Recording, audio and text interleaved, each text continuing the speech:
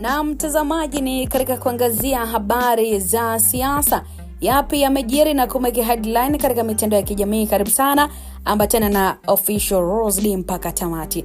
Ni habari ambayo imemeke headline. Tunaarifiwa kwamba Tundu Antipas Lissu amewekewa sumu gerezani. Mange afunguka, tuhuma kwa John Heche za muibua mwanasheria Chadema. Karibu sana mtazamaji, ni katika wigo habari za siasa. Ni mnamo Januari 17, 2026, mwanasheria mkuu wa chama cha Chadema, wakili Dr. Rugemeleza Nshala, alitoa taarifa kali kuhusu tuhuma zilizotolewa na kundi la vijana waliodai kuwa na harakati huru.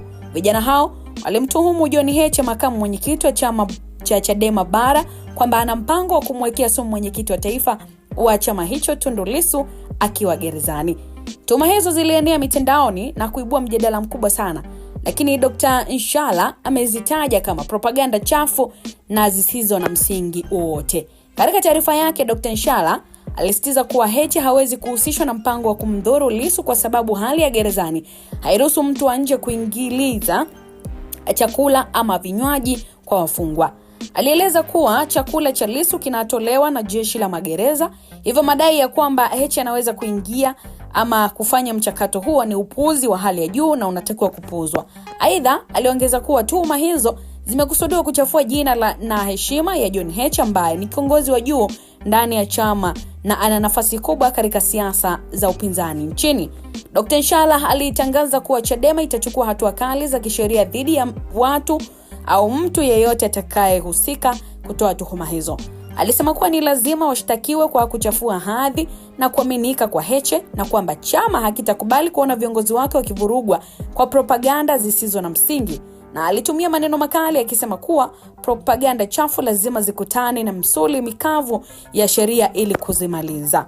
Katika maelezo yake, alirejelea pia kesi za awali zinazohusiana na upotoshaji wa aina hiyo, akiwataka watu kukumbuka msiba na maamuzi ya mahakama yaliyowahi kutolewa kuhusu upotoshaji wa kisiasa.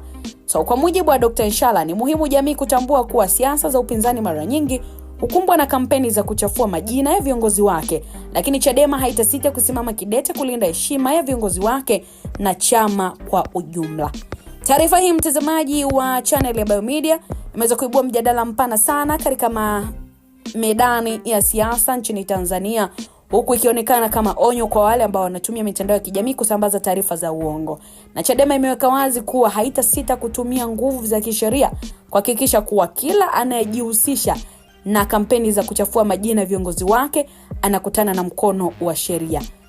Tukio hili linaonyesha namna siasa za Tanzania zinavyokumbwa na changamoto za upotoshaji na propaganda, lakini pia linaonyesha msimamo wa chama cha upinzani katika kulinda heshima ya viongozi wake na kupinga kila aina ya njama zinazoweza kuhatarisha mshikamano wa chama. Licha haya yote, kuna siku Mange aliwahi kuongea kuwa na kudai kuwa kuna mchezo unafanyika ili kuifarakanisha na kuivunja Chadema kisiasa. Ndio maana haya yote tunaendelea kuyashuhudia. Basi unaweza kuungana nasi kupitia maoni kwa ajili ya mchango wako. Mimi ni Official Rose D. Mpaka next time.